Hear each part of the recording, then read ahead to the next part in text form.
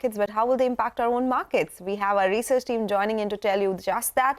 What's the trade setup looking like, the stocks that are likely to be in the news, and the action from the F&O space as well.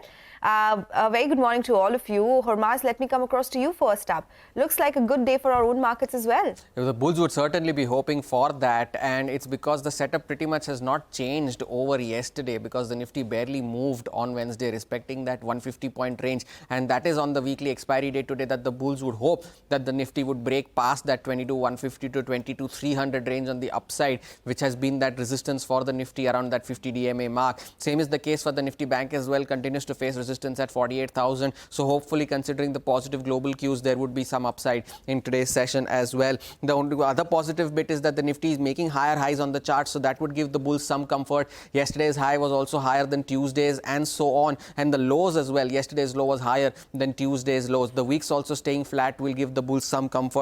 The broader markets, though, continue to do well. The mid-cap index was up for the fourth day yesterday. The small-cap index also ended higher. The PSU Bank index added another % to its gains yesterday after a rally on Tuesday as well. But FMCG and auto continues to remain a pain point. FMCG stocks continue to see some bit of profit booking after a bit of a rally last week. So that is a pain point for the market. Some earnings reactions continue as well. IEX, Mankind Pharma, Dixon Tech that came out with results after market hours will react today.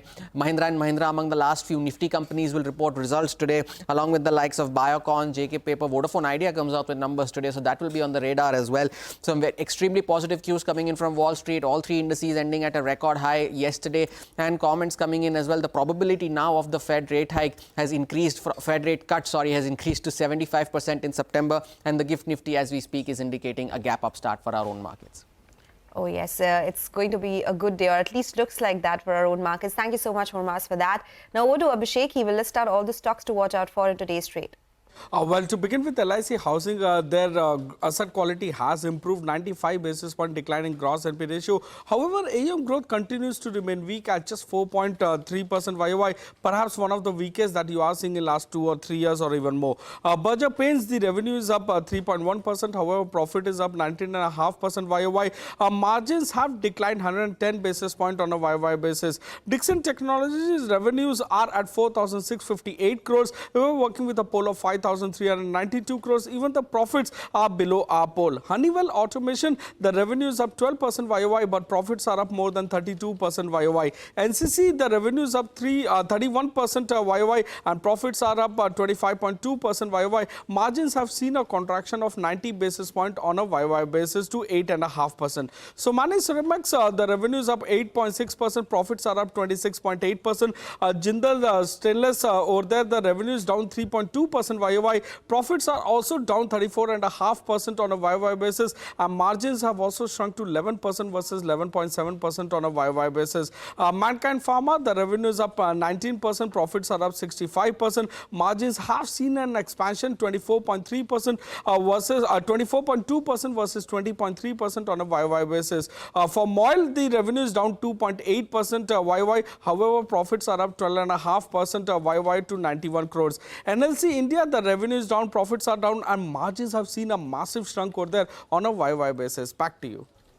Okay, all right. Those are some stocks in news. Finally, let me go across to Mangalam. He's joining in with all the cues from the F&O space. Hey, Mangalam, good morning. Good morning. So, if you just take a look at the way the markets performed yesterday, it was the Nifty and the Nifty Bank which underperformed. The broader markets did extremely well.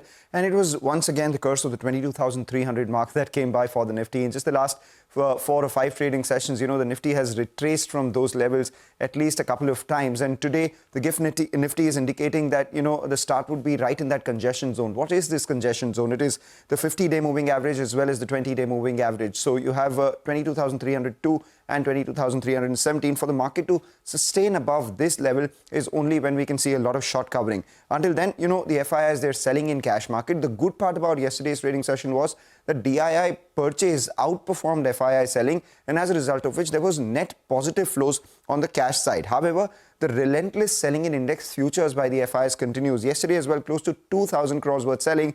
They've unwound around 15,300 longs and added around 16,800 shorts. So what does this do? Takes the shorts to almost a record high, 2,45,000 net short contracts by the FIIs in index futures, and their long exposure is now at just 28%, which implies 62% or rather 72% of their exposure in index futures is on the short side. Today is the Nifty weekly options expiry, so 22,200 call has seen a fair amount of writing, premium of 75 rupees. 22,300 call too has seen a fair amount of writing, premium of 35 rupees. Telling you 22,275 to 22,325 would be an important congestion zone like we earlier pointed out. But at the lower level, there would be support around 22,100 to 22,175. That's reflective in the kind of put writing that we've seen at 22,150 and 22,200. A bunch of stocks there out of F&O ban. We have, Canara Bank, which has come out. But in F&O ban, we have Biocon, Granules, India Cement, and LIC Housing Finance. All of them I'll be watching out for closely today. Okay, all right. Thank you so much. This is our Power Prep segment. Thank you guys for joining us and prepping us up for this trading day ahead.